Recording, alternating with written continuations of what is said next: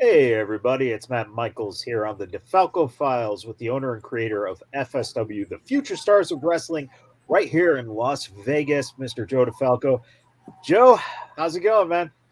Ah, wonderful. Had a good NFL week though. Had a good NFL week. The Colts killed me early, but everything else came through. Um, you know, would you have ever expected the Jaguars to win a game? Uh, by shutout, it's like it's like the kiss of death. You go to the Colts. You know, Wentz is supposed to be big bounce back year. He plays like shit. I'm like, oh, okay, good move. They picked up Matt Ryan. You know, he's been playing well for a shitty team like the Falcons for years. You know, obviously they got to the Super Bowl years ago, and Jesus Christ, they're terrible. Like they have pretty good defense. They got a great running back. I thought they had a really good quarterback. Like they won probably 9 games last year with wins. It's like, well, this is a major upgrade. This team's going to be really good, Yeah, and they should have lost the game against the Texans, who suck yeah, also. So, like they played like the two worst teams, and they're 0-1-1. That's pretty brutal. yeah. Just really interesting, especially after last year being on Hard Knocks. Um, just interesting to see them go from what it was last year to how horrible they are this year. And I got a feeling at the end of this season, if they don't turn it around, coach is gone by what, week 12, maybe week 13. I think they make a move. I guess we're going to see what happens, but, Jonathan Taylor Thomas really moved on with his career from home improvement and became a really good running back. Yeah, yeah, the kid's huge now. It's Yeah. amazing. This weekend you had a little future shot going on down there at the FSW arena. Um, let's get to the big story from that, the announcement. Now, Joe DeFalco rarely appears in front of the fan base of FSW at a live show, but you had an important announcement to make. What the hell is going on with Nick Zander? Well, that there was two things. He probably would have been suspended for attacking Nick Bugatti. Nick Bugatti bought a ticket to the show. Nick Bugatti is not on the roster of FSW. Right. Now, people say, well, he jumped the rail.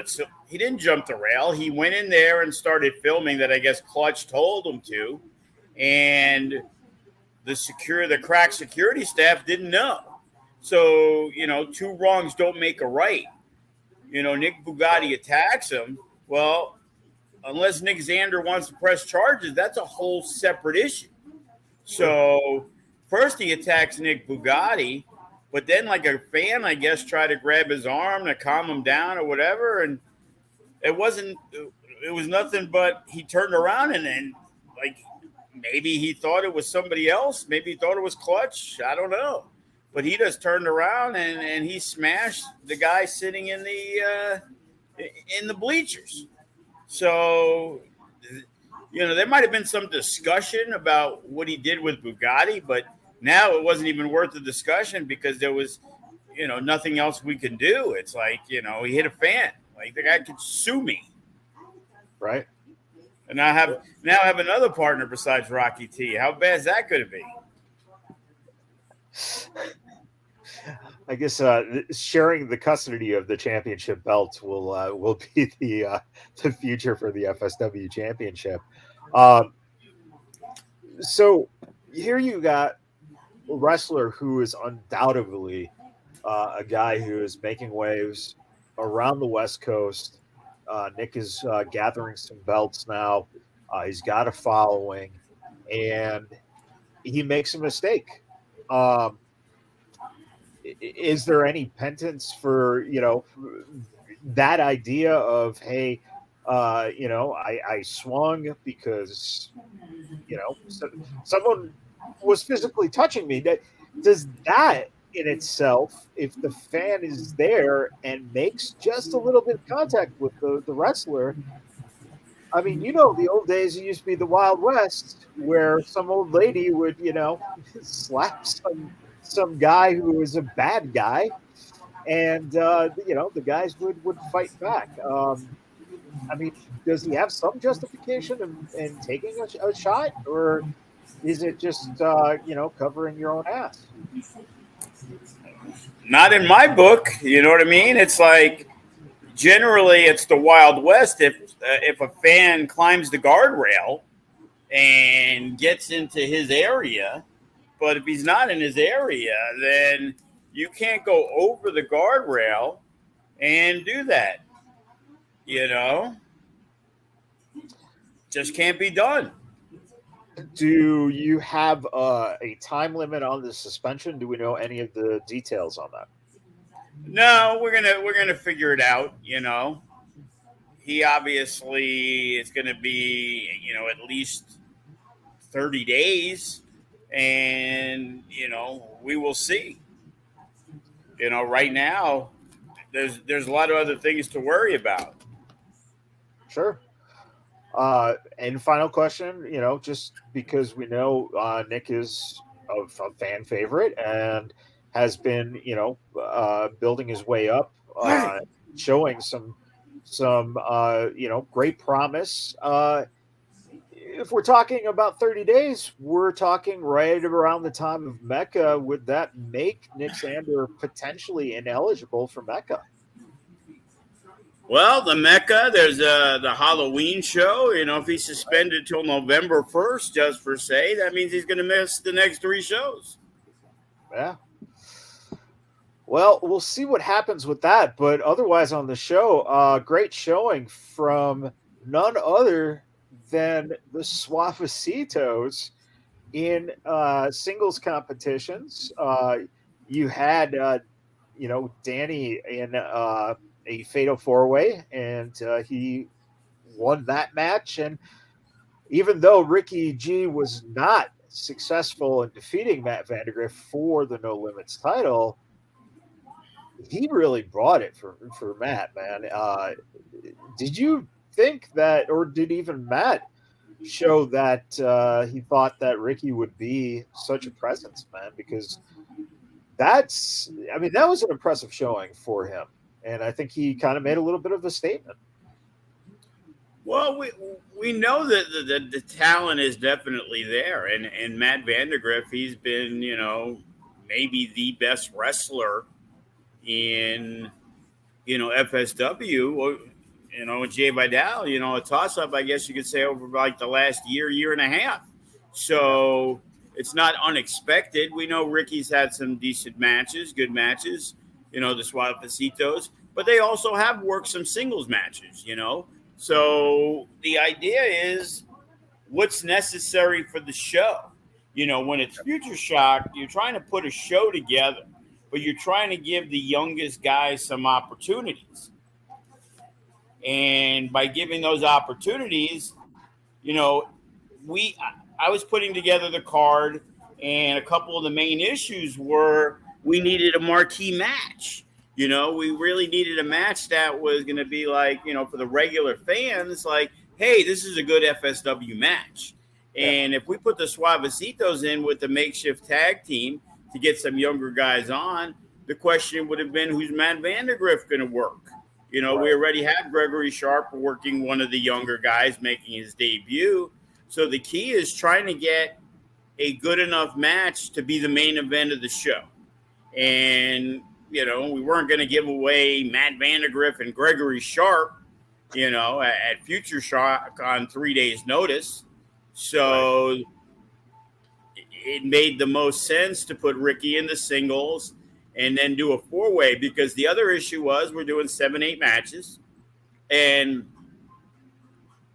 if we don't do the tag, now we're doing all singles matches. Right. And you kind of want to break it up a little bit. So we broke it up by doing a triple threat, and then we did the fatal 4-way. So by doing that, at least it's spaced out instead of singles match, singles match, singles match, singles match all the way through, you're trying to break it up a little bit. You're trying to entertain. The sell is the young guys. We had like 3 who made their debut, and then we had a couple who made their FSW debut. And a guy like Andy wrestled for us years ago before he went to China. Then he got a broken collarbone at a Juventud Guerrera seminar. And after that, after he healed, he didn't come back. He was actually gone for a couple of years. So, this was his first match back. Yeah. And we were just trying to give opportunities to as many people as we can or as we could. And, overall, the younger guys delivered. A lot of people also very much enjoyed Manny Lemons and Devin Reno. Yeah. Yeah. And it was I think it was really a good move to see Devin work Manny Lemons. Manny, I don't know if he gets the credit he deserves sometimes.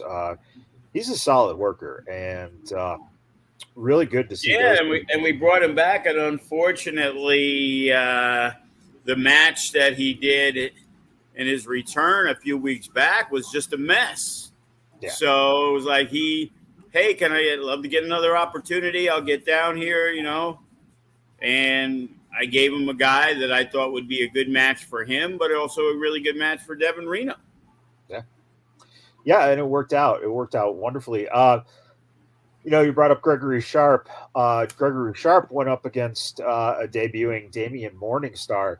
Yeah, Lucifer's brother.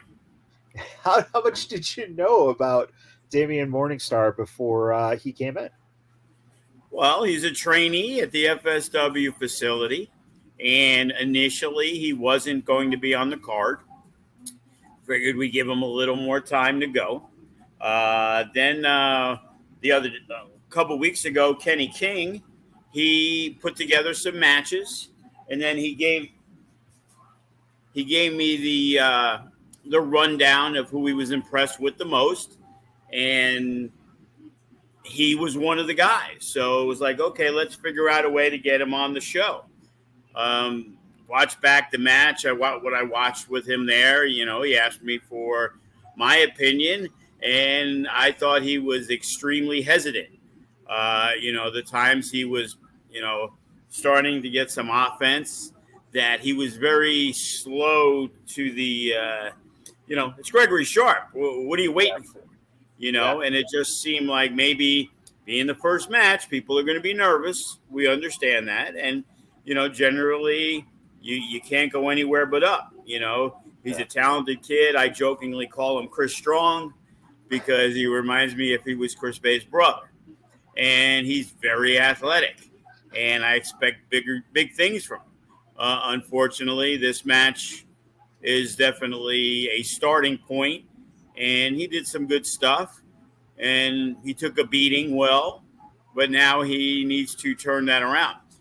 Future Shock's a show where we give the younger guys a little bit more than we would say for a regular high-octane taping. If you're a young guy, you're probably put in a position to make the other guy look strong, which is also a great attribute to have. When you make somebody look good, it gives you more opportunities. Right. Another guy that I was interested in, because I'm not familiar with him, is Jimmy Jack. Newer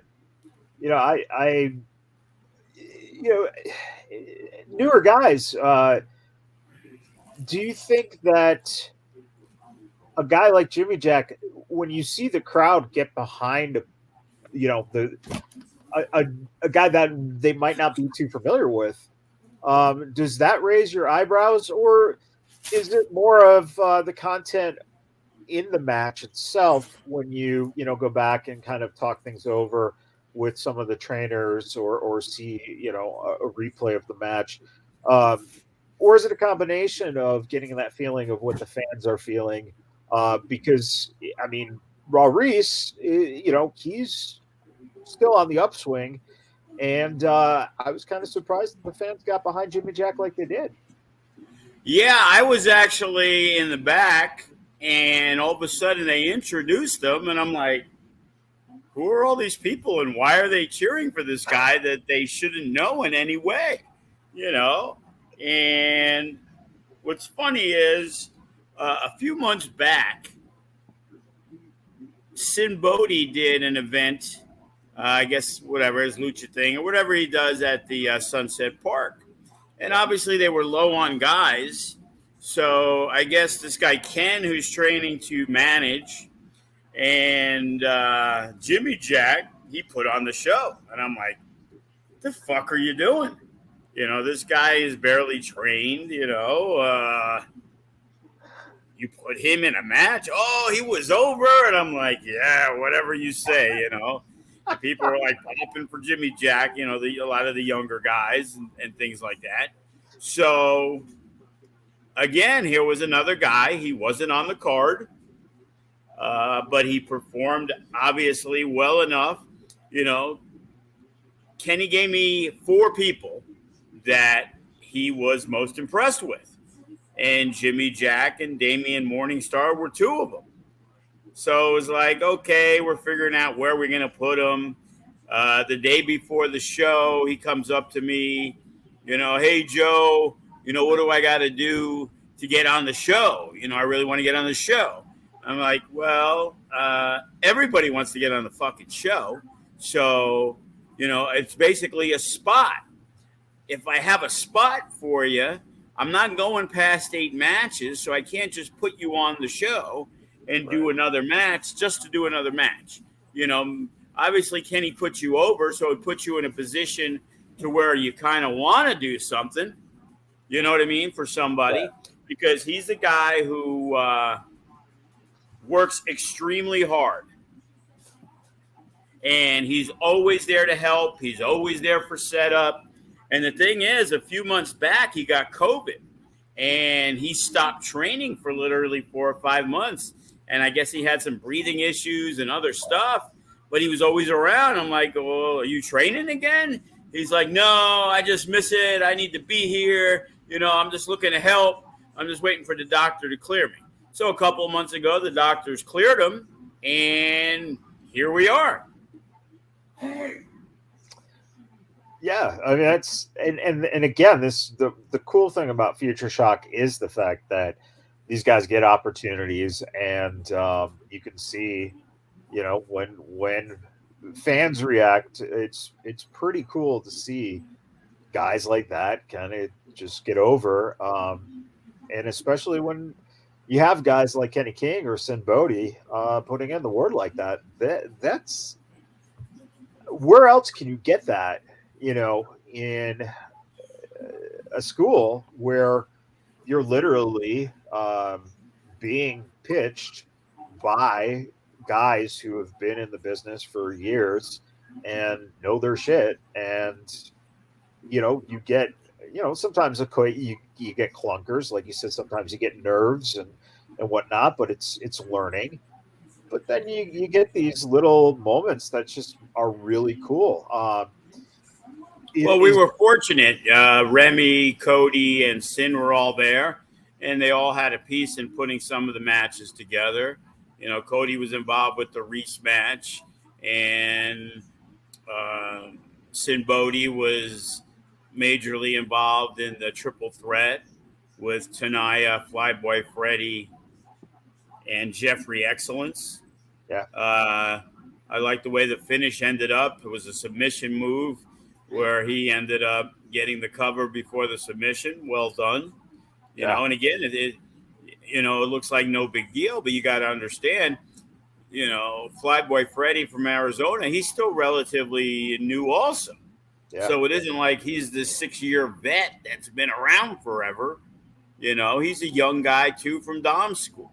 So, you know, Kevin Koa looked super strong. You know, between Koa and Raw Reese, might want to have to do a, you know, lifting weights contest, because Reese threw around Jimmy Jack, who's a big boy, very easily. And Oliver is a big boy too, and Koa just manhandled him. Yeah, it's it's so impressive. And did you think just a few years back even that you would get this wave of students from Dom's school in Arizona? Because I mean, you look up and down that Future Shot card, and here are guys who are hungry and showing that they want it, and they're stepping up every time they get the opportunity, which is, I mean, that says a lot, and it shows that that school is really upping their game. Man, what does that mean to you to have that resource? And when are you going to potentially start invading Arizona with the FSW brand? Maybe doing co-branded shows. Well, we've had an open invitation at Dom and Gallo, and right now they're just getting their feet wet and reestablishing themselves after the pandemic. And I've said to him on many occasions, especially if you look at their bigger shows, they're using Gregory Sharp and Remy and Brett the Threat and the Suavecitos and, numerous guys that are FSW branded guys, along with the Hammerstone and Graves and Class and Grizz Brody and everybody else. So, it's easily set up, but, again, we have a lot going on. I've reached out, and then hopefully it is definitely something. They had a venue they were happy with. The place closed down. Boom. And then they're working on getting a different venue. And then they do a similar thing called Slam U, which is like our Future Shock, where a lot of the younger guys get on that show. So they're taught by good people. I know Hammerstone and Graves are around with Gallo, and they don't fuck around, man. They take shit seriously. Yeah. So you either learn or get the fuck out. Yeah. And obviously we've seen when, the first edition was Class, who came in, who has all the tools to be, he already was a champion in Nevada State. He has all the tools to be the heavyweight champion down the line. He just needs more experience. But, he's got a persona. He can talk on the microphone. He looks like $1 million. He's a doctor of psychiatry and smarter than most of you guys. Not me, but probably you. I can verify that Class is definitely smarter than me. So that brings up an interesting point. I mean, Class is getting very close to being 100% again. Hammerstone has been your champ for a long time. He's obviously a fan favorite. Class is despised by the FSW fans. They know each other very well. Is that something that we could potentially see down the line with Class getting that opportunity at Hammerstone? Absolutely. The thing is, the time frame's tough. I heard him say something about October, and then I also heard him say something about December. So either way, I think Class will be a part of FSW shows sooner than later, whether he's wrestling or he is just bringing his presence to the Vegas fan base, who like nothing better than to hear him on the microphone. Yeah, it does seem like the fans are chomping at the bit to have Class come out and talk. Was that the anniversary show that Class got? Yeah, how was that? I'm like, dude, how long are you gonna fucking talk? Make your point.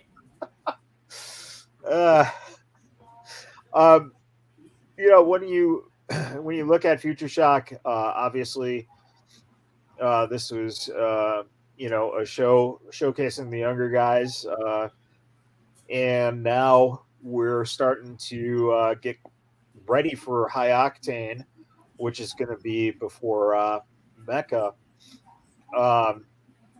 We'll talk about MECCA in a second, but with the upcoming High Octane, what do you see in terms of, is there anything planned, anything to announce right now? And is that something that you've even started really thinking about, since it's just a couple days after Future Shock? Well, we definitely jump starting. We're not going to wait. Gregory Sharp will defend against Damian Drake on October 8th. Matt Vandergriff will be on hand. He's the guy that will work every single show. He's the MVP so far this year. And, we're going to see who he's going to have to wrestle on the 8th. We had talked about Vandergriff and Danny Limelight at the MECCA, and then PCW announced today that they're doing Matt Vandergriff versus Danny Limelight 2 days earlier. So it's like, we try to get these fresh matchups. And he said he worked them a lot of times, but he hasn't worked them in 4 years. Well, Matt Vandergriff is totally different. And Danny Limelight's pretty different. 4 years ago, those guys were nowhere near the top of the games that they're on now. So, I'd be excited to see that match. And, I was on the phone today with a former champion in pretty much every wrestling promotion in the world that he's ever wrestled for, including WWE. You're getting? Oh, and really? FSW. So, guy who was a champion in every promotion he literally worked. And he's worked all the big ones. Could this guy have been a former MECCA champion? He could have been. We're trying to put together a monster main event for the MECCA Grand Championship. And, right now, 2 guys that were FSW heavyweight champions will be in the match. And we're looking for a third guy who, let's just say, will be another former FSW champion. So, we got guys on the wait list of who we're talking about using. And we're just trying to make sure everything works out, as well as, discussions with another, former WWE Intercontinental Champion who has never wrestled for FSW, who we're looking for to make their debut. And the Masterpiece, as we saw, Chris Masters is a part of the show. The Warrior Champion, Casey Navarro, makes his return. So it's going to be really interesting to see, what's going on. Davey Richards, former Ring of Honor champion, current MLW Openweight champion. So we have champions all over the place.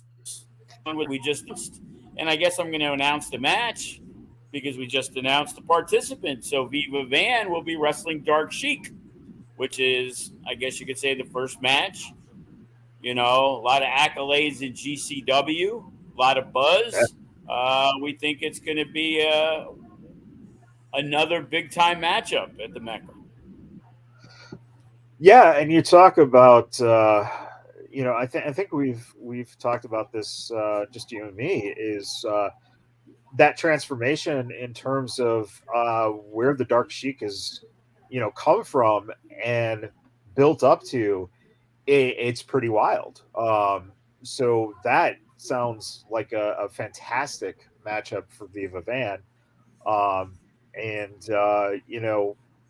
Obviously Viva Van has a lot of belts, has a lot of bookings. So there always is a chance that, she might slip up and Dark Sheik might take that FSW women's title, correct? It is possible. It's a pretty even matchup. either way. So, we were even thinking about having a former women's champion in that match, Taya. But, just a lot of stuff going on. Reached out to Dark Sheik, and the deal was done. Nice. Well, that's always good. Don't write off Taya Yeah. for against all odds anywhere down the line. No escape. Anytime you have a former women's champion who's now the AAA champion and the MLW women's champion. Oh, technically she's the MLW featherweight champion, not women's champion. So I guess that means she can wrestle anybody. Like Danny Rose would probably fit in that featherweight division, right? Now you just gave him the fuel. You're never going to hear the end of that one. He's just going to keep asking for that match now.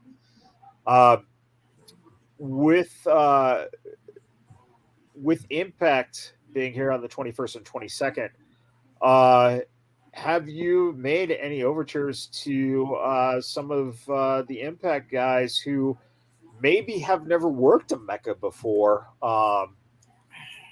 and would be interesting to see? One of the first guys that comes to my mind is a guy like PCO. I would pay a lot of money to see a PCO versus a Funny Bone.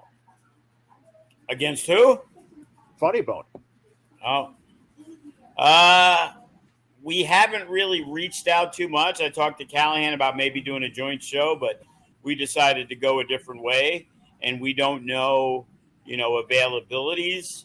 But, yeah, if we're looking for a match for Vandergriff and it's not a Danny Limelight, universally a lot of people would love to see Rich Swann take on Matt Vandergriff. So there's something that might go there. Some people would like to see a Trey Miguel versus a Matt Vandergriff. Yeah. So there's a lot of possibilities. We got a whole roster that's going to be here, so it keeps the flights cheaper.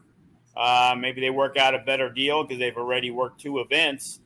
But we filled this card up. There just isn't a lot of slots.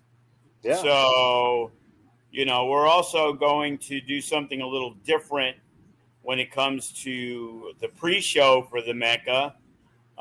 We're going to make it similar to like a AEW, a WWE, that we're going to offer it live on YouTube, Facebook, everything that we do, but we're also going to do a couple of matches. And we're not talking about a pre-show match that features, the younger guys. We're talking about if the match combinations, a TBD, for example, we need them on the show. Yeah. But the way things are working out, they may not be on the main card.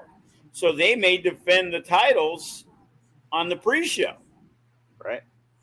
And a guy like Cutthroat Cody, there's a lot of FSW guys who've been around for a long time that are deserving of spots. So at least if we do these couple of matches, because it's going to be a bigger show, know? So why not give these guys opportunity to wrestle in an important situation? We got Tom Lawler back. We got the 1%, the West Coast Wrecking Crew. It was a good journey to New Japan show the week before. I got to see one of my favorite people, Che Cabrera, the 1%, Lawler, Limelight. A good crew of people that, in a perfect world, I'd love to use those guys a hell of a lot more. Sure. So, we're going to see. I'm reaching out to Che Cabrera about October 8th. Him and Tito as a tag team, they've been great. But right now, I got Tito for the 23rd. There's another match I'll announce for you, Tito versus Toa. I don't know if I mentioned it last week. But those are two big-time matches already that we have. And, maybe Che makes his return on October 8th. Yeah. You know, talked with all, as I like to call them, the alumni. You know, they always have a place in my heart for things that they did before they were stars. Sure.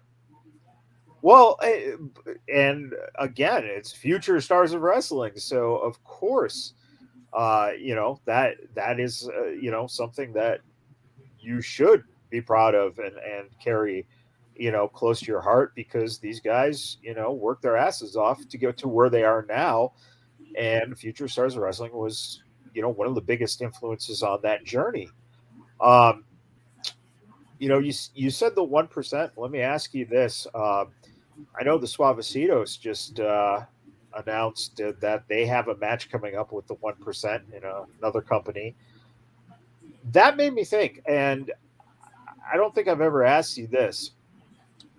When you have current FSW guys who might be a little younger, who go out and get an opportunity to wrestle guys who, uh, are established FSW ex champions, been around for a while, something like the 1%.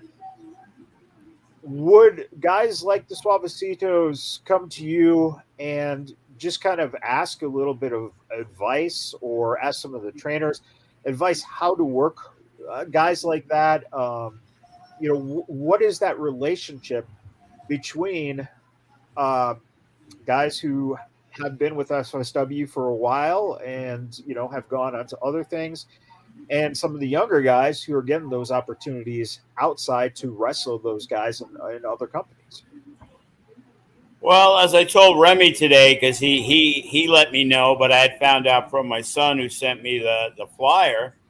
I said the good news is the show's happening after the MECCA, so those guys, the Suavecitos, could buy a ticket, sit in the first row, and they can scout the 1% and maybe pick up some pointers. You know, money well spent. so so so the guys who can't pay you for a class are going to buy tickets to Got get to in. try to get it one way or the other.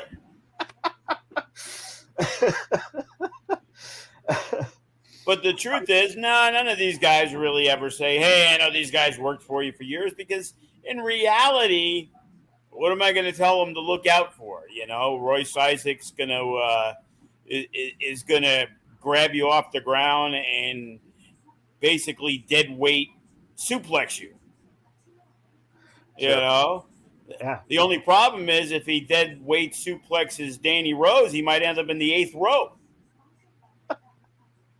Royce Isaacs is used to doing that to guys like Suzuki. Yeah. He And made dead weight suplex Danny and Ricky at the same time. and And I'd probably throw him a few extra bucks in the envelope for that. Just saying. and if anyone listening happens to just pass along this clip, and Oh, they're watching. They'll watch it tomorrow. I'm They'll just watch it when saying, it airs. if someone can make that happen, I would love to see that. That would be impressive as hell. I think 90% of the people who walk into the FSW building for training and wrestling listen to this. Because, you know, no matter what you say good, they'll pick that one thing that is negative and pounce all over it. Sure. Sure, because Joe, you say you say quite a few negative things Well, apparently. sometimes they're deserving. Sure. Well, They have enough. I guarantee you this. Those kids and the people who work Future Shock have enough of the fellow kids who want to work Future Shock or just started working Future Shock. Tell them how everything they did was great. And we all know that's fucking bullshit. That everybody does some good things and everybody does some bad things. And in some cases, some people do way more bad shit in a match than good shit. It's called a bad match. It happens. right. And if you're not being told that this is the shits, it becomes a little harder to work on things. Like if your punches are the shits and everybody says they're great, why would you work on them? Yeah. They're great. Everybody told me. The kid who's been in class 3 days told me how great that looked. Well, let me ask you this, generationally speaking, because I know when I trained, tough love, man. You listen. Tom Howard was not coddling fucking Heidenreich, I'll tell you that. No. Heidenreich's a big, crazy motherfucker. Yeah, no, not at all. Not at all. And when you got Nathan Jones in there too, I'll tell you, man, two of the biggest motherfuckers I've ever seen in my life, and in two different personalities for sure. And a guy like Tom, he got the point home to you. But in this day and age, how are trainers, how are you as well, able to kind of take into that new thing that I it's hard to kind of grasp, is people's feelings? Like, how does that very, very important these days? Yeah, how does that relate when you're trying to become a professional wrestler, and you're trying to you need to learn, and you need to listen, and you need to respect? How does that happen where you are able to manage that idea of people's feelings? Because to me, that's a foreign concept. Well, it's kind of like when I played baseball in high school and coaching and things like that. Everybody reacts differently to the way they are spoken to. Some people, if you say negative things and you talk to them, they take it personally. They don't understand that you're trying to help them, but you're being very truthful in explaining to them. And then there's some people you need to coddle. And unfortunately, everybody gets treated differently because they have to be. Because some people don't react well. And now all of a sudden, you say, hey, this, that, and the other thing, and then they go in there and it's in their head and they fucking shit the bed. Then you got other people who are like, fuck this motherfucker. I'll show him how good I am. And I'm going to go out there and I'm going to fucking kick ass. The dog won't shut up. Yeah, no, the dog has a strong opinion about the way kids are coddled today. So I am going to, you can stop it for a second. I'm going to go in the other room. Both of them. It's like, geez, they're both just sitting there staring at me like they didn't just eat 45 minutes ago. So I am going to go in the other room. While you walk, let me just kind of recap here for the listeners. What's going to be going on with the upcoming shows? The upcoming High Octane is going to be on the 8th of October. And again, if you tune into the FSW network for $6.99 a month, you can view that High Octane show. And then, of course, on Sunday, October 23rd, it's going to be at 5 p.m. at the Silver Nugget Casino here in Vegas. Tentatively, exactly. Boy, those flyers will have to be changed if it does change. But hopefully, we're going to know like very shortly if we are returning to, an older venue that we are in conversations with. But again, it's not a priority for them. So it's like, hey, I'll send you something Wednesday or Thursday. So, of course, I call Friday. Oh, yeah, I'm busy, man. Can you give me a call Monday? So I give them a call Monday. And, of course, nobody answers. It's like, we kind of need to know. If you don't want us back at Sam's Town, then we won't push the issue. But like, if I feel weird because it's supposed to be a cell, but if I called, it should show that I called you 4 times. So how about returning the phone call? Hey, Joe, talk to the boss. It's not going to happen. We want way too much money. And as I explained to them, it's like, we're going to be doing the ring crew for Impact. So all the labor costs Impact's paying for Thursday, Friday, and Saturday. We set up Thursday. The ring's there. The chairs are there. The bleachers are there. Sunday, instead of us taking it down, because we're the ones who are going to take the ring down and the stuff, which would be Saturday night, it's already paid for. So it isn't like, oh, well, if we do it Sunday, it's not paid for. Of course it is. It's been included, breakdown and setup.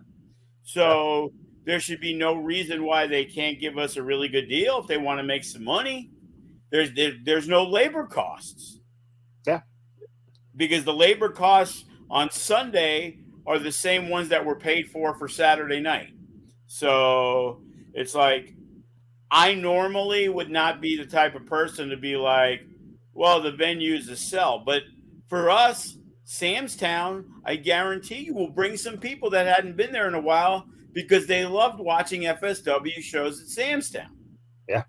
And, there's people like, oh, any chance of getting back at Sam's Town? I haven't heard one person say, oh, is there any chance of getting back to diversion amusement? Not one person has asked me about it. But they still ask about Sam's Town. And some still ask about Silverton. Yeah. And we did good business there. So it's pretty disappointing that a venue would rather stay closed. And as I said to him, I understand. To do a one-off show for us, it doesn't make them enough money to do it. But they're making a lot of money on Friday and Saturday, and they don't even have to do anything to make more money on that Sunday. Right. And you figure how much, let's face it, the bar would do great. If there's food available, the food would do great. And there usually is. And Sam's Town, the prices were affordable. It's like $5,000 for a 2.5-hour show. I don't know in what world. It's a local casino. It isn't it isn't the Bellagio where they piss on $5,000. Right. Sam's Town's known for its fucking bingo. How much money are they making on $2.80 bingo? But they do it to get people in the door. Yeah. So now you're going to get people in the door, and you're not even paying me to get them in the door for you. So I'm going to get people. If it's bad, there's going to be 400 people there. I guarantee you we'll have 6 or 7.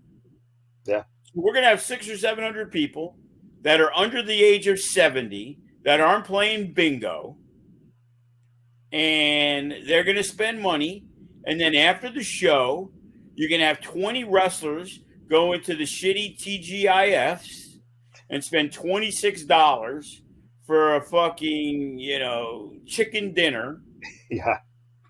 Yeah. And it's like, well, we don't own the TGIFs. Well, it's good for business that your place has business. Because I remember when we would do a show on a Sunday and there'd be 50 people in TGIFs. When they're in a show on a Sunday, there's 4 people in TGIFs.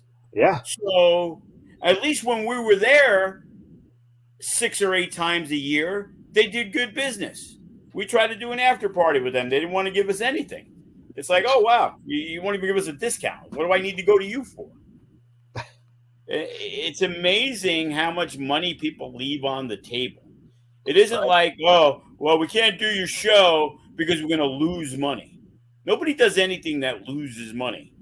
Right. Only us. Only I'll run a show that doesn't make money because I'm trying to put the best show on. And if it doesn't make money, it's like, yeah, well, we'll get them the next time. Yeah. No, that's a fascinating point. Just to in thinking of diversion amusements, what was interesting is went to get some breakfast the other day at an Eggworks out on Rainbow, and as I was walking out the door, right when you paid, I looked down, and there are just 30 flyers for Diversion Amusements. Yeah, it's No the owner. shows. No shows. Yeah, exactly. So, They have a flyer on what then? It's just on Diversion Amusement, like just promoting the place, but there's no events, which shows you how much that it's so backwards that wouldn't you rather, as a business owner, since this is your business as well, why couldn't you do good business like that and now have stuff to advertise instead of just here's the Well, venue. they made all that money on the Filipino concert that they're still counting their money, I guess. Joe, it's like people don't understand math. And it's like, oh, well, they're going to be paying a lot more than you. And I'm like, okay. So between what we pay and the door, the liquor and the food, people are spending $7,000, just say. Okay. But we want to do 8 shows. Well, 7 times 8 is 56. Even if they gave you 20 for one show, that's all you got, 56 or 20. Yeah. I don't understand the math in that situation. And it's like, well, okay, well, now you're running these shows every 6 weeks, just like in the past. And Samstown didn't want people, so they didn't want to run the shows. Yeah. Nobody ran at Samstown. Then all of a sudden, Paragon came, and I got Ring of Honor there, and I got Impact there. And Dave Mazzani was announcing for the MMA company that was there. And Roy Jones was there. And you could say whatever you want, but nobody looked at it as a venue for combat sports until we became regulars there. And it took some years after we became regulars for other people to now start running there. And it's like, this is now your bread and butter. Impact and Ring of Honor are paying you shit tons of fucking money thanks to Joe DeFalco. Yeah. And instead of giving Joe DeFalco a free steak dinner, it was pulling teeth just to get the buffet from the motherfuckers. And then they would talk about, well, we didn't make a lot of money, but, I put in a good word for you. Oh, thanks. Because the higher ups were going to keep us there when we're making zero fucking money for you. Yeah. And even if we didn't make you money and broke even, because of what I did with Impact and Ring of Honor, you guys made shit tons of money. Ring of Honor came out there twice a year paying big money. Ring of Honor, Impact came out for 3 days in the beginning where they were getting paid. Believe me, first contract I was in on, so I know what they were paying, and they were paying a hell of a lot more than us. And then once they were paying that, then it came back to, well, Joe, these guys are paying that much. We can't give it to you for this price anymore. It's like, motherfucker, I'm the one who got you in here. And instead, you jack up my price 60%. Yeah. Thank you very much. And what's fascinating on that is that the idea, the concept of national TV company versus local independently owned wrestling company. How the hell are you supposed to, compensate that? So they looked at you guys essentially at the same level because the business you were doing was at the same level of a national TV company. Well, yeah, we were outdrawing them. Yeah. So it's mind blowing. Well, if we're outdrawing them, then we're making more money than them. So then we should be able to afford to pay what they pay. And it's like, well, no, that's not really how it works. They got millions of dollars that are backing them, and they're a TV company. Right. And then Ring of Honor is owned by Sinclair, who uses, who used Ring of Honor as the write-off, while Impact has the Anthem that uses the Impact as a write-off. It isn't a money-making thing. They're running their shows, and if they do make money, it's based off the television show, nothing to do with the live events. Yeah. while we Yeah, rely on the live event to make our money. right. So if we don't have a good show, we're not making money that month. Yeah. Yeah, it's just fascinating. And one final thing about venues, let me ask you this. You know, UWW, the women's wrestling show, they apparently found their new home for December, and that's going to be at the House of Blues. How the hell are if you're if you're a company that isn't really known, you absolutely have to have deep pockets, I would guess, to get a venue like that, or they were running the Sahara. How hard is it to get a venue on the strip? Because obviously, you've been at this over a decade. Um, it just can't be, you know, really possible for you But money wise it's to do not that, cost right? effective in any way. Yeah, Okay. Before their first show ran, the owner came to us. He knows Jenny Santana, who's like their host GM type character that she plays for them. right. And he checked out the venue and we're like, hey, we can do it for this, blah, blah, blah. And he was like, okay, keep it in mind. We need the ring. This is what we're going to do. Okay. And then he hits me up and he's like, hey, we got the Sahara Hotel. Like, wow, really? You got the Sahara? And through inklings, I heard some numbers, and it's like, wow, that's a lot of fucking money. Because we know what we pay at Samstown, but it's the strip. Nobody's giving you that. Right. You're paying thousands and thousands of dollars. Now, working into the numbers, if you do a $10,000 gate and you're not GCW, you're doing pretty well. Okay. Take an average ticket of 20, 25 bucks. You got the LETs, you got to take a few bucks off of that. You need 500 paid people to get to $10,000 gate. Okay. Well, we're not talking about paying the talent yet. Right. Okay. So now they got Tessa Blanchard on the show. We had Tessa. I know what she kind of costs. She hasn't worked in a while. Maybe she works for less, but she's not working for $100. Yeah. So now you're taking what the talent costs, and you got to promote it somehow and spend money on advertising. So if you want to put it in the Las Vegas Weekly for a week, and you're going to get a half a page, you're probably paying $800 to $1,000. Right. So I heard what some of the talent got, and they give a number, and they're getting their money. So now you're talking about running a $15,000 to $17,000 show. So even if the average tickets are $40, which is really, really high, you need 450 people just to maybe break even. Yeah. Okay. And we know at the Sahara, they didn't have that. So he ran the 2 shows there because he signed a contract for 2 shows. And then he made inklings back to me about maybe using the FSW arena. And it's like, bro, we can fit 270, 250 comfortable for a lot less money.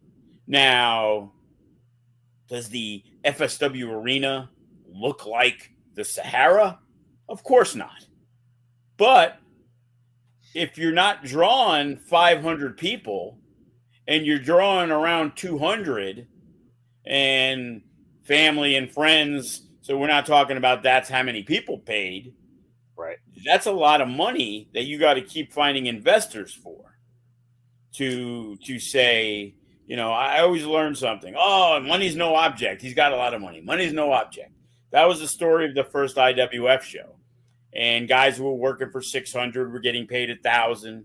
Guys who were getting paid 1,000 were getting paid 1,600 because the guy had a lot of money. Money didn't mean anything. So, we had on that card, it was John Morrison against Shelton Benjamin, and Shelton was involved in the booking with me, Johnny the Bull. But we also had the guys I brought in, which was the hot new talent, Rich Swan, Ricochet, Tony Nese, JT Dunn, Willie Mack, Kevin Steen at the time, the Young Bucks, and the Shelton Benjamins and Johnny the Bulls, they pulled from what they knew. Hurricane, Carlito, obviously a Morrison. They used more of the ex-WWE guys. Chris Masters, I brought in Chris Hero. That's when and later on they brought in Lance White, which was a good move. But the thing was, we were trying to be similar to I was trying to make it to where on the West Coast, nobody saw the Steens and Bucks and Ricochets and Swans other than PWG. And right. PWG, you ain't getting a fucking ticket to because they're in a 400-seat arena. That's it. They're sold out the first day. And the people who get it are the hardcore fans anyway. Right. So now we're in Phoenix and we have that type of show, but then we're mixed in with and it's okay to have John Morrison. Motherfucker can work, So Morrison and Shelton's a good match. But we had Austin Aries, we had Chris Sabin, we had Matt Sydal. We had a who's who of that up and coming, next generation wrestler. When Ricochet and Swan and all those guys went to Lucha Underground, then we got Shane Strickland and Trevor Lee and AR Fox and all these other cats and Wuhan Nation, which is Apollo Crews. And we got all them there. But the bottom line was, before the show happened, the guy with all the money pulled out all his money because didn't think he was going to make money. But why would it matter? Money's no object to a rich guy. Yeah, money's no object to a rich guy who's told he's going to make a lot of money doing this. And he realizes he's not making a lot of money and he's not a wrestling fan. So he's like, fuck this, I'm out, taking my money. And the guy we worked with, Tyson Tyler, was the guy who funded the whole show. So Tyson Tyler funds the whole show where this $600 guy is still getting $1,000 because that's what he was promised.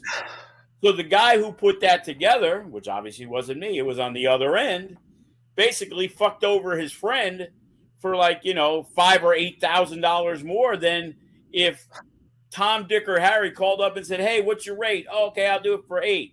Well, let's make all the money we can off the guy for one show instead of making our rate 6 times over the year. Yeah. And that business practice imploded and they all got paid the one time. And, and we did 3 shows, but it was totally funded differently. And they were some of the best shows I ever did. The last show we did had a guy like Drew McIntyre wrestling Tommaso Ciampa in the first round of a tournament. And then winning that match to go into a fatal 4-way elimination match with now Apollo Crews, Chris Hero, Brian Cage, and Drew McIntyre. Yeah. And then if you look at the rest of the card, the Young Bucks were on it, and Biff Busick was on it, and Matt Sydal was on the show.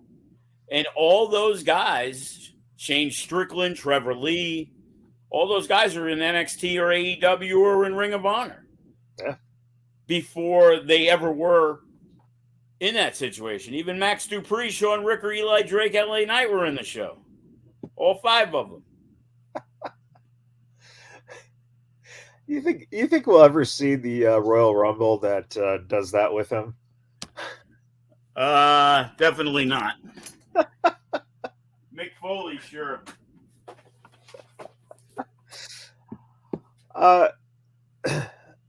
As we think about wrapping up here, when you think about, I'm back. Thank God I'm not in my underwear.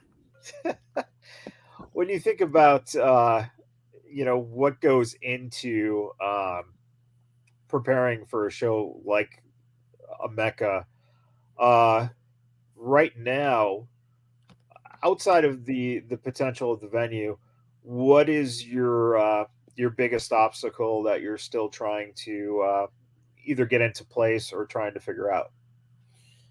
Well, the thing is, you have ideas of where you want to go. And it was like, okay, I signed Toa. Hey, what's up, bro? Blah, blah, blah. It's a Sunday. Oh, you're good for it? Cool. Okay, so now Toa's in a spot. And of course, most of the FSW champions, Hammerstone's obviously got to get a spot. Chris Bay's got to get a spot. Now you're looking for different people. Gregory Sharp's got to get a spot. Right. And there's guys that should get a spot, but they don't got to get a spot. And then you pick and choose who you're trying to get in. We've always liked Chris Masters. Super good dude, fantastic shape, looks like $1 million. And he's a better worker today than he was when he was in the WWE. Yep. So Chris Masters, for example, says, yeah, I'm good to go, Joe. Love working for you. He knows Remy well. Remy's always wanted that match. Okay, well, so that becomes an idea that's penciled in, maybe a Remy versus Chris Masters. But if we get one of Chris Masters' buddies, maybe they go in a tag team and they wrestle TBD for the tag team championship. So now it's like, hey, I get hit up by Casey Navarro. Hey, bro, I'm going to be on the West Coast that weekend, blah, blah, blah, blah, blah. I can get myself in. Love to work the show.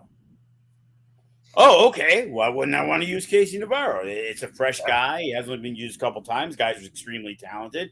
Okay, so I got Casey Navarro. And then it's like, hey, Tito, you going to be back from Japan? He's like, yeah. I'm like, New Japan's not running in the United States. They're running the week before, which was the issue the last time we were doing a show that are, I believe, the anniversary show. Right. Where guys like Bateman and Limelight and the 1% and Lawler, all those guys, if we wanted to use them, we couldn't because of that booking. Tito was free. So now I got Tito on the list. And then I'm thinking, wow, these two guys, they were in the MK Army. Tito was really killing it, beat Graves, involved in tag matches with Hammerstone. Then he punctured his lung and we couldn't use him at the last year's Rumble.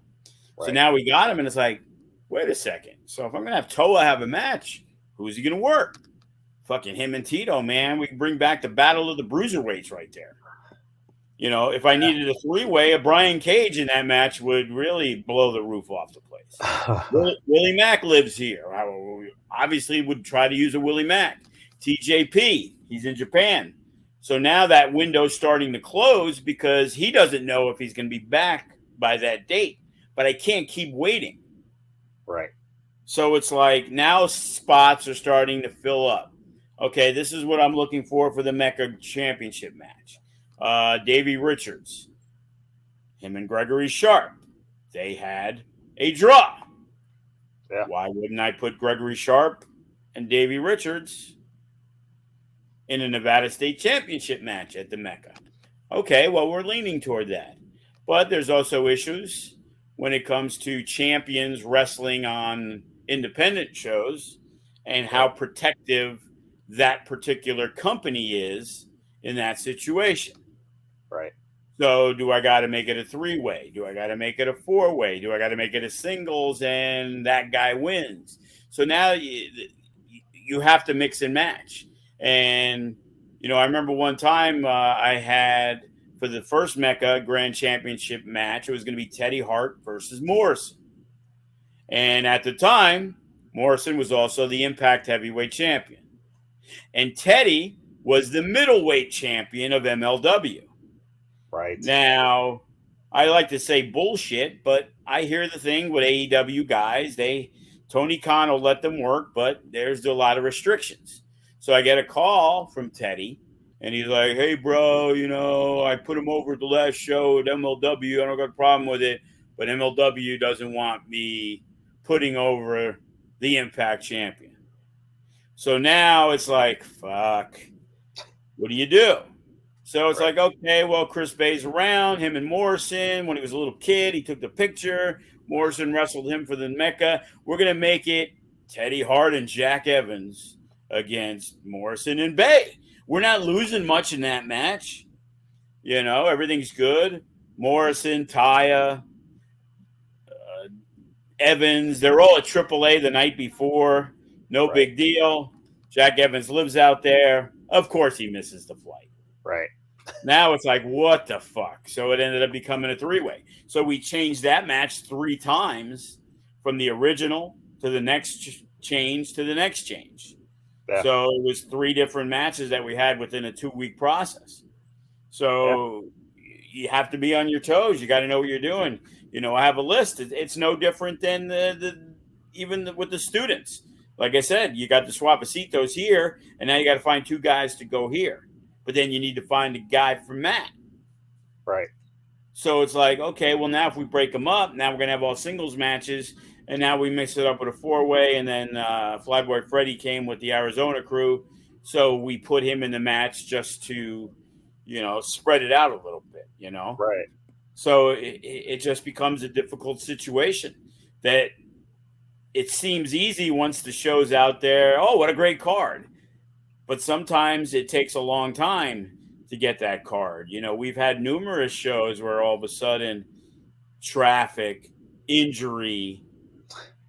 We had at the last High Octane, we had, I think, at least 5 women booked on the show. Okay. I get a message the day before the show. Alice Blair, driving to Arizona, gets into a car accident and gets a concussion. She's okay. She gets a concussion. She's out. Johnny Robbie fucks up her knee at the show the weekend before and goes to the doctor. She's out. So that eliminated 2 of the 5. And it's like, okay, well, it's kind of hard to. And it was okay if only 1 backed out because we would have did a women's tag match. Sure. Yeah. But instead, it turned into a triple threat match with Viva Van and Milo and Rochelle. Instead of initially, we were talking about 3 other women and doing a 6-woman tag. But then 1 couldn't make it early, so we knew that. Then Gypsy Mac couldn't make it, and things had to change. And sometimes they changed on the fly, where I have somebody booked and it was like, oh, I didn't know, or hey, and in some cases it's my fault. Like I remember one time, like, Alice Blair, where the fuck are you? Oh, remember I told you I was going to Mexico for family, blah, blah, blah. And I'm like, oh yeah, I kind of remember it now. But there's so much going on that when it becomes a Facebook message and you read it, now you had to read 700 other things. It's easy to forget these things. Right. It isn't WWE where you got 1,000 top people in 1,000 different positions. Right. Right. No, that's a great point. We used to do the same thing, and when I was casting game shows, same thing, man. You'd have your list of people, and we'd have to bring in 3 to 5 backups who would not get to be on the show, and I'd have to reschedule them, but they'd have to be around all day in case someone tweaked an ankle, got sick, etc., etc. And you're literally scrambling to put together what would be the most competitive game for that, for that taping. Get me on Pressure Luck, will you? No whammies. No whammies. I used to love that show. I don't know if I know who's I'll look into it. I'll see who's casting it and see if because they re-brought it back after years. Yeah. Did you see the documentary about the guy who had the system set? Yeah. Which is mind-boggling that he basically won hundreds of thousands of dollars on that game and never got a whammy. Yeah. That's crazy how complicated some of these things are, and these guys are able to beat that system. It's some of the smartest people, because we look at Jeopardy, we look at Wheel of Fortune, we look at Price is Right. Those are like the 3 big staples who've been around for 40 years constantly.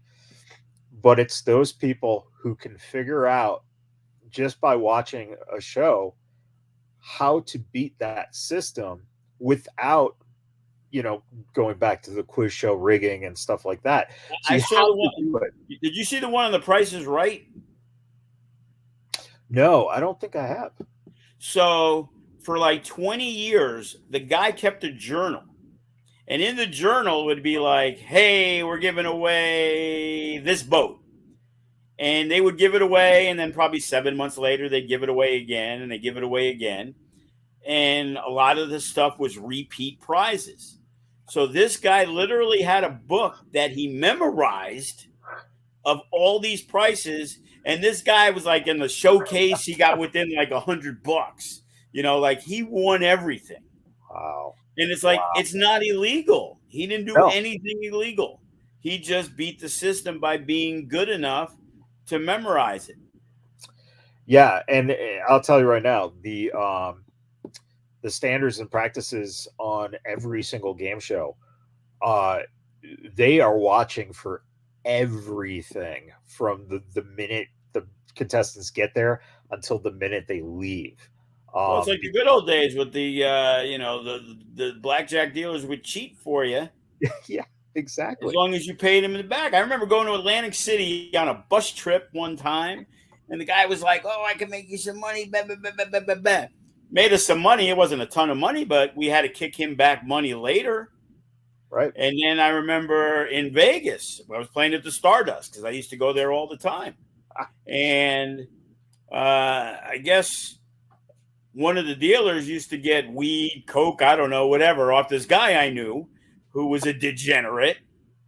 And I was probably down, whatever, 300, 400. He's like, come on. So he goes over and we go sit at a table. He's like, we're going to get you your money back.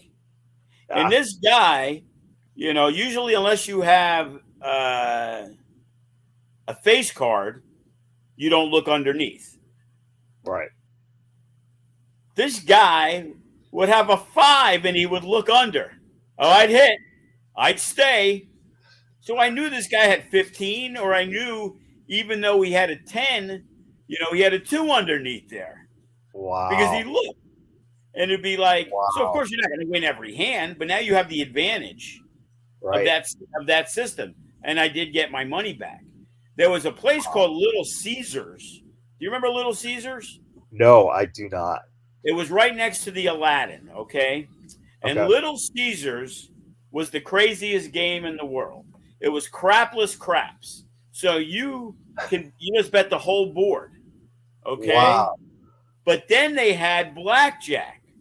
All the cards were dealt up, okay? All the cards were dealt face forward. You saw what the dealer had. But if the dealer has 20 and you have 19, you still got to hit. Right. Yeah. You're going to lose because maybe one time out of 100 you're going to get the deuce. Right. Right.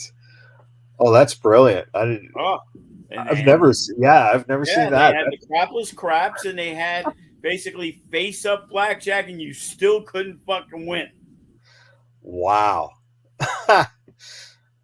Wow. Well, man, now I kind of wish that Little Caesars never went under. Yeah, the main thing was it was like the big sports book. They had a lot of off the board games, and they let you bet big money. You know what I mean? Those guys were pounding 10 grand on a game like it was nothing. Like it was this little sports book, where the Aladdin, it was like right next to the Aladdin. So, it might be where that Fat Burger and shit is. I don't know. It's like right in that area. Sure. And I remember we walked there from the Stardust because I somehow fell in with all this group of degenerate gamblers who were there all the time betting sports. They were all from different cities and states, and they came to Vegas just to do that. Sports bettors. And you see numerous guys that have a $50,000 bankroll, and 3 weeks later you never saw them again because they drove back home and lost their money. Or you'd run into a guy and he'd be like, hey, how you been? Blah, blah, blah. You got $100 for me? You know what I can do with it? And it's like, yeah, nothing. That's why you're broke. You turn the 100 into 0 and I'll never see you again. Get the fuck out of here. Oh, man. Well, that's some insight here from from the DeFalco Files about the old days, back in the Goomba days when things were safe. If you try to attack a tourist somebody named Vito would whack you. Hey, my dad back in Chicago worked with Sam Giancana's nephew. The guy worked at the post office for some 30 odd years and would talk about his uncle Momo. And yeah, Rocco Lombardo, his brother. I'm not sure if Rocco was the brother. I think Rocco was the brother, but he worked at Crazy Horse too, because my owner, the guy Rick, he was like in tight with the Chicago mob. Sure. And that's why he got blackballed, and he got the 86th or whatever, the black booked. He got black booked, after a while in that situation. But he was a guy that used to actually all the other guys got black booked. They liked Rick because he'd go down and he'd spend about $200,000 a hand to blackjack. Jesus Christ. And it was funny because I never got to go, but he would bring some of the girls. Obviously, Crazy Horse 2 is a strip club. He'd bring girls, and he'd bring some of the bouncers. And he'd give everybody $1,000 chip to do what they may. Wow. But he would always bring like 10 people with him. Wow. Everybody loved working for the guy because, he let you make money. Yeah. Well, yeah. I got a Mike Piazza story. I got Axl Rose came into the club. And they were just about to put out that Spaghetti Incident, the first Guns N' Roses album in use. He asked me to play it, so I had a CD burner. So I was slick. I played some old Guns N' Roses and burned it. And now I had a copy of the new Guns N' Roses shit. So needless to say, I told my boss about it. Mike Piazza was a big, rock guy. So, can you make a copy for Mike? I didn't even get an autographed ball from the prick, So I give it to the boss. All of a sudden, a week later, I get a cease and desist letter because Mike Piazza took the CD and he used to go on a radio station in New York. And he's like, hey, I got the new Guns N' Roses. And he played it. And Warner Brothers Geffen somehow backtracked to it came from me and threatened suing me if I ever played it again. So. Did you keep that? Did you keep that letter? I have that cease and desist. I think I saw it when I was cleaning some shit out recently. Oh man, yes. Stories on stories, man. Stories on stories. Yeah, I tried to get Stu Stone to make the Crazy Horse 2 story.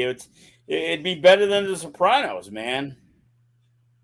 A weekly Showtime series, I told him. One Big Happy Family it was going to be called. Because there was two crews. One was from New York with the guy Vinny's guys. And then there was Rick's guys, the Chicago guys. Everybody made so much money, but they all hated each other. Oh, yeah. Yep. So, but then there's rumors of, foul play and things that happened. And, I'm telling you, it would have been a good show. I can't believe Stu didn't do it. Instead, he does some Blair Witch reject movie. Oh, man. Well, everyone, we are running out of time here this week, but we're going to wrap the podcast. We're never running out of time unless you got to go somewhere. Well, some of us do need to get our beauty rest before we turn into hideous, ugly creatures. Very close. But again, everyone, please check out the FSW Network, $6.99 a month. You can check out the upcoming High Octane on October 8th and go back, watch the Future Shock that just took place that we were talking about today. And, check out some of the other catalog matches that are in there and shows. You can watch Jimmy Jack and then say 5 years from now when he's headlining an NXT show, say, I saw that guy's first match. Yeah, that's the fun of this. Again, if you're someone who maybe doesn't follow the independent wrestling scene, and Joe, we got some listeners from around the world.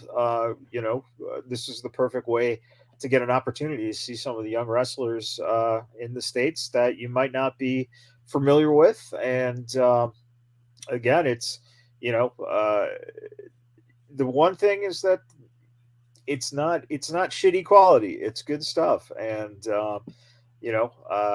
that's important too, because we know time is very important with so many options of entertainment out there nowadays, and a lot of wrestling from across the world. So check out FSW if you haven't. Check out the network, and again, $6.99, and